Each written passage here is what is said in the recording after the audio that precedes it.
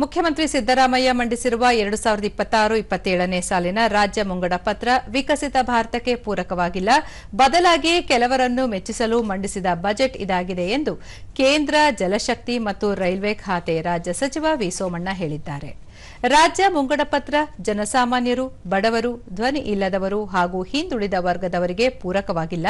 ಕೇಂದ್ರ ಸರ್ಕಾರವನ್ನು ವಿನಾಕಾರಣ ದೂಷಿಸಲೆಂದೇ ಮುಂಗಡ ಪತ್ರ ಮಂಡಿಸಿದ್ದಾರೆ. ರಾಜ್ಯ ಮತ್ತು ದೇಶ ಅಭಿವೃದ್ಧಿ ಪಥದಲ್ಲಿ ಸಾಗಬೇಕಾದರೆ ಕೇಂದ್ರ ಮತ್ತು ರಾಜ್ಯ ಸರ್ಕಾರಗಳು ಒಂದೇ ನಾಣ್ಯದ ಎರಡು ಮುಖಗಳಂತೆ ಕೆಲಸ ಮಾಡಬೇಕಾಗಿದೆ. ಅಭಿವೃದ್ಧಿಯ ದೃಷ್ಟಿಯಿಂದ ಕೇಂದ್ರದ ಜೊತೆ ಕೈಜೋಡಿಸುವುದು ಅವಶ್ಯವಾಗಿದೆ ಎಂದು ಹೇಳಿದ್ದಾರೆ. ರಾಜ್ಯದಲ್ಲಿ 3840 ಕಿಲೋಮೀಟರ್ ಉದ್ದದ ರೈಲ್ವೆ ಯೋಜನೆಗಳು ಪ್ರಗತಿಯಲ್ಲಿವೆ. ಪ್ರಧಾನಿ ನರೇಂದ್ರ ಮೋದಿ ನೇತೃತ್ವದ ಸರ್ಕಾರ ಕಳೆದ 30-35 ವರ್ಷಗಳಿಂದ ನನೆಗುದಿಗೆ ಬಿದ್ದಿದ್ದ ಯೋಜನೆಗಳನ್ನು ಪೂರ್ಣಗೊಳಿಸಲು ಆದ್ಯತೆ ನೀಡಿದೆ.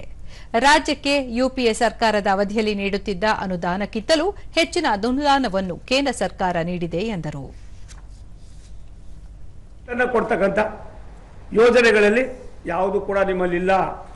ಎಲ್ಲ ಯೋಜನೆಗಳು ಕೂಡ ಪುಸ್ತಕದಲ್ಲಿ ಇರ್ತದೆ ವಿನಾ ಅದಕ್ಕೆ ಕಾರ್ಯರೂಪಕ್ಕೆ ತರ್ತಕ್ಕಂಥ ಅದಕ್ಕೆ ನೀವು ಇನ್ನೂ 1 ವರ್ಷ ಆದರೂ ಕೂಡ ಪ್ರೈಮರಿ ಸ್ಟೇಜಲ್ಲೇ ಇರ್ತೀರಿ.